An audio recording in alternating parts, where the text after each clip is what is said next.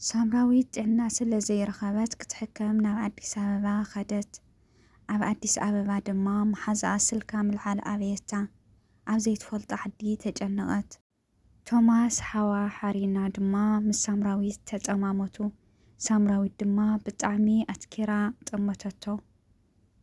ሰላምታ ይረሳዕኹ ክቡራት ቤተሰብ ከመይ ኣለኹምለይ ዳሕና ድኹም? ኣነ ሰላም እየ እግዚአብሔር ይመስገን። ከምቲ ኣነ ሰላም ዘለኹዎ ንስኹም ለብብዝ ዘለኹሞ ሰላም ክትኮንለይ ናይ ኩሉ ግዜ ትምኒተ እዩ። ነዚ ቻናል ሓድሽቲ ዝኾንኩም ላይክ እና ሳብስክራይብ ብምግባር ቤተሰብ ኮነ ኢኹም። ነዚ ቻናል ቤተሰብ ዝኾንኩም ድማ ከምቲ ናትኩም ኩሉ ግዜ ትገብሩለይ ምብርታዕኩም ኣይፈለየኒ። ናብ ትፈትዎም ሓዙትኩም ሸር ከምኡ እውን ላይክ ሃናፀሪትኩም እውን ኣይፈለየኒ። ሎማንቲ ብሓድሽ ትሕዝቶ እየ መፅአኩም እኒኹ። እቲ ትሕዝቶ ድማ ድልየተይ ኣይነበረን ዝብል መሃርና መሳጢ ዛንታ እየ ሒዘልኩም ቀሪበ እኒኹ። ክሳብ መጨረሻ ሓቢርኩምኒ ፅንሑ ኢኹም። ድልየተይ ኣይነበረን ቅድማይ ክፋል። ሳምራዊት ካብ ህፃንነታ ጥዕና ስለ ዘይነበራ ኣባኣን ኣዲኣን ከምኡ እውን ይሕዋታ ብሳምራዊት ምሕሳብ ኣቋሪፆም ኣይፈልጡን። ወትሩ ኣብ ሻቁለት እዮም።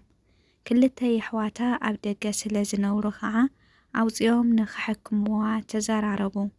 ምስ ስድርኦም ብምርድዳ ከዓ ካብ ኤርትራ ናብ ኢትዮጵያ ንኽትወፅእ ወሰኑ። ሳምራዊት ነዚ ምስ ሰምዐት ኣዝያ ተሓጎሰት።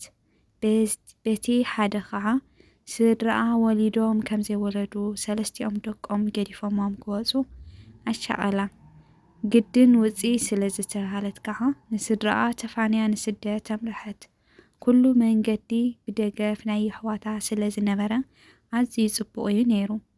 ብዘይ ዝኾነ መሰናኽል ከዓ ብሰላም ናብ አዲስ አበባ ኣተወት። ኣብ አዲስ አበባ ኣዝያ ትፈትዋ መሓዝኣን ጓል ገዛውታን ስለ ዝነበረት ንሳ ንኽትቅበላ ምዃና የሕዋታ ነገርዋ። ሓሪና የሕዋታን ንሳምራዊትን ኩሉ ነጊሮማ ስለ ዝፀንሑ ተዳልያ እያ ተፅበያ ነይራ። ኣብ መናሃርያ ወሪዳ ናብ ሓሪና ደው ኢላትላ። ዘልዕላ ግን ኣይረኸበትን። ኣዝያ ተሻቐለት። ዘይትፈልጦ ዓዲ ኮይኑዋ ምስኡ ከዓ ንብረትኪ ተጠንቀቂ ሓዚ ይሰርቁኻ እዮም ዝብል ናይ ኣሕዋታ ዘረባ ሰሚዓ ዓቕላ ፀቢብዋ። ደጋጊማ ደወለትላ። ግን ወይከ ሳምራዊት ናብ ቅድሚኣ ዝነበረ እንዳ ምግቢ እንዳሰጎመት እንታይ ደኣ ኮይና እዚ ኩሉ ዝኣትወሉ ሰዓት ነጊረያስ እሞ ናይ ኣሕዋተይ ዶ ክድውለሎም እንታይ እሞ ክገብሩ እዮም? መሊሰ ከዓ ከጨንቆም እየ ንእሽተይ ዓቕሊ ክገብር ብምባል ኣብቲ እንዳ ምግቢ ኮፍ በለት። ተኣዛዚት ስለ ዝመፀታ ጠምያውን ስለ ዝነበረት ከዓ ምግቢ ኣዘዘት። ሓሪና ብሞባይላ ኣብ ሳሎን ገዲፋታ ክሽነ ስለ ዝፀንሐት ሰንቢዳ ብውሽጣ ኣይኣተወትን ማለት ድዩ? ክሳዕ ሕጂ በለት የማን ፀጋም ጠሚታ ሞባይላ ምስኣነታ እዋይ ኣነስ ዋላ ሲኢናት እንትኸውን እንዳበለት ቴሌፎና ናብ ምፍታሽ ኣተወት። ኣብ ሳሎን ከዓ ረኸበታ። ሰንቢዳ ብዙሕ ድዋል ፀኒሕዋ። ኣነስ ከመይ ዝበለ ልቢ እዩ ዘለኒ እንዳበለት ብታህዋኽ ደወለት። ሳምራዊት ትፅበያ ስለ ዝፀንሐት ቀልጢፋ ተቐበለታ። ሓሪና ዝሰኽተተቶ ድስቲ እንዳ ኣተኮሰት እዊ ይቅርታ ሳምሪ ቴሌፎነይ እንድየ ኣብ ሳሎን ገዲፈያ ፀኒሐ በለታ። ሳምራዊት ብታህዋኽ ፀገም የውልን ሓራ ሃፍተይ ተመስገን ዓቕለይ ፀቢቡኒ ፀኒሑ ሓቂኺ ዘይትፈልጥዮ ዓዲ ኣብኡ ዲኺ ዘለኺ ሕዚ ኢላ ሓተተታ። ራይድ ናተይ ክሰደልኪ ኣይትፍርሒ ቀልጢፉ ክመፀኪ እዩ ድማ በለታ። ሕራይ ኢላ ከዓ ቴሌፎና ዓፀወት።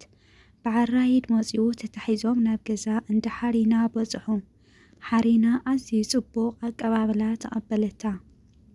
ምስ ኣዝያ ትፈትዋ መሓዝኣ ድሕሪ ዓመታት ምርኻባ ደስ ኢልዋ ሙሉእ ለይቲ ናብ ናይ ንእስነተን ክዕልላ ከይደቀሳ ሓደራ። ሓሪና ንነብሰ ፆር ስለ ዝፀንሐታ ሳምራዊት ብኩሉ ተሓጒሳ ነበረት። ፍሽኽ እንዳበለት ሓርየ ኣይተፀበኽወን ኣብ መርዓኹም ተዘይወዓልኩስ ኣብ ጥምቀት ክውዕል እየ ኢሉ ዝኣምላኽ ጠበልበል እንዳበለ ኣምፂኒ በለታ።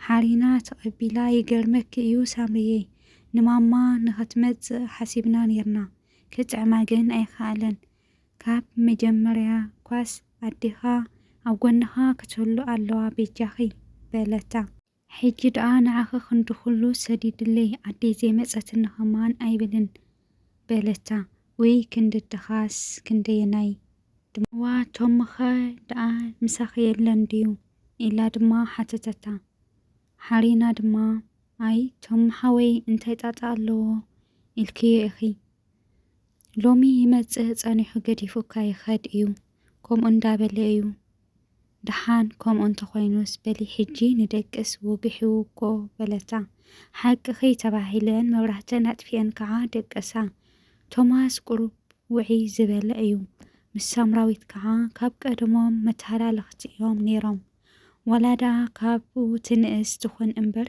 ብጸርፊ ኩሉ ግዜ ምስ ኣብከያ እዩ ብሰንኪ ከምዚ ንገዝኦም ክትመጽእ ኸላ ቶማስ ኣሎ ድዩ ኢላ እያ ትመጽእ ነይራ ኣጋጣም እንተጸኒሕዋ እውን ገዛ ከይኣተወት ትምለሰሉ መዓልቲ ነይሩ ቶማስ ድሕሪ 2 መዓልቲ እዩ ገዛ መጽዩ ንሳምራዊት ምስ ረአያ ድማ ሰንቢዱ ዋ ዓይነይ ድዩ መን እየ ዝርኢ ዘለኹ እዛ ጽንግልል ኣብ ሕልመይ ክትመጸኒ ዶ ጀሚራ እያ ሓራሓፍተይ ኢሎ ተዛረበ ሳምራዊት ነታ ጽንግልል እትብል ጸርፊ ዘኪራ ክርትም ኢላ ሰሓቐት ዝበዝሐ ግዜ ቤና ስለ ትፈቱ እዩ ጽንግልል ኢሉ ዝጸርፋ ነይሩ ክሳዕ ሎሚ ዘይምርሶ ከዓ ተገረመት ድሕሪ ብዙሕ ዶ ምባል ከዓ እንኳዕ ደሓን መጻኺ እስኪ በሊ ኢሉ ሓቆይፎ ሰዓማ ኮፍ ኢሎም ቡንኦም ቀራሪቦም ከዓ ናብ ዕላሎም ኣተው ነታ ቡን ድማ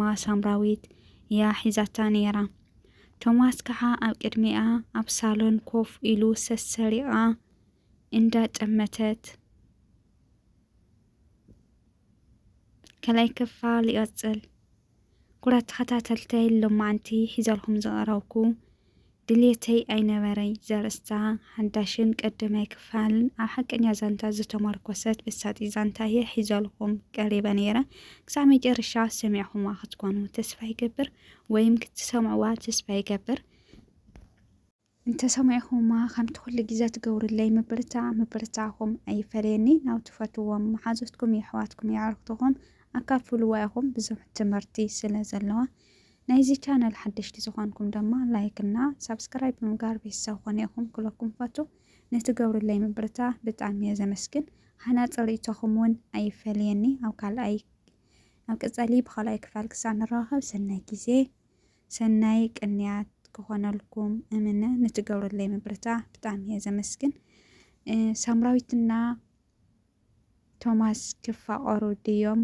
ወይስ ንሳድያ ከተፍቅሮ ንስኻ ከፍቅራ ድዩ ናበይ ገጻያ እዛ ዛንታ ትብል ሓቢርና ነሪአና ኸኹንኩን ብድጋሜ ሰናይ ቅንያት